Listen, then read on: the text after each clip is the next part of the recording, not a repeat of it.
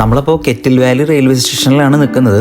BCയിൽ സമ്മർലാൻഡിലാണ് ഈ kettle Valley. നമ്മൾ ടിക്കറ്റൊക്കെ എടുത്ത് ഈ സ്റ്റീം റെയിലിൽ കയറാനായിട്ട് പോയിക്കൊണ്ടിരിക്കുന്നതാണ്. നമ്മൾ ഇന്നത്തെ ദിവസം ഓപ്പൺ കോച്ചാണ് ബുക്ക് ചെയ്തേക്കുന്നത്. നമ്മൾക്ക് 2 ഓപ്ഷൻ ഉണ്ട്, ഓപ്പണും ഉണ്ട് കവേർഡും ഉണ്ട്. നമ്മൾ ഓപ്പണാണ് എടുത്തിരിക്കുന്നത്.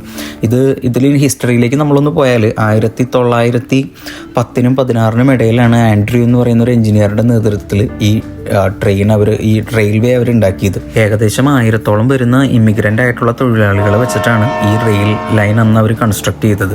ഇതിങ്ങനെ മലനിരകളുടെ ഇടയിൽ കൂടെ പോകുന്നതുകൊണ്ട് ഇതിൻ്റെ കൺസ്ട്രക്ഷൻ ഭയങ്കര ബുദ്ധിമുട്ടായിരുന്നു എന്നാണ് ഹിസ്റ്ററിയിൽ പറയുന്നത്.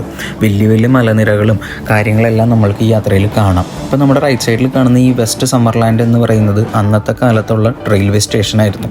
ഇപ്പോഴേക്ക് അതിന് ഒരുപാട് മാറ്റങ്ങൾ വന്നിട്ടുണ്ട്. നല്ലൊരു സീനിക് റൂട്ടാട്ടോ. ഇതൊരു മസ്റ്റ് വാച്ചാണ്. നമ്മുടെ റൈറ്റ് സൈഡിൽ ഇപ്പോൾ നമ്മൾ കാണുന്നത് ഒരു വൈൻ യാർഡാണ്. അപ്പോൾ വൈൻ യാർഡിൻ്റെയൊക്കെ ഇടയിൽ കൂടെ കാട്ടിൽ കൂടെ മൃഗങ്ങളെയൊക്കെ കണ്ട് നല്ലൊരു യാത്രയായിരിക്കും. നിങ്ങളിത് ഒരിക്കലും മിസ് ചെയ്യരുത് ഈ റൂട്ടിൽ വരുന്നവർ.